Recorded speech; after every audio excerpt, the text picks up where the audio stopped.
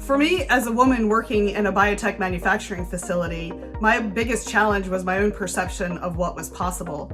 I really wanted to become a manufacturing site head from about 15 or 16 years ago, but didn't have any idea how to architect my career to get there. I was really fortunate to have mentors who really coached me and gave me the hard feedback and the confidence ultimately to be able to go after what I wanted.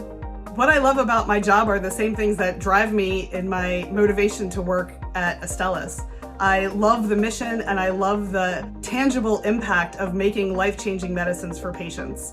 And I also love having an opportunity to mentor and help others develop in their careers the same way others did for me.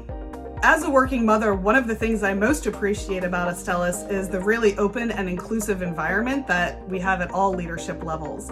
It's totally okay to talk about your kids. It's totally okay to leave to go to a sporting event. There's none of this having to pretend that your family life isn't really part of your picture.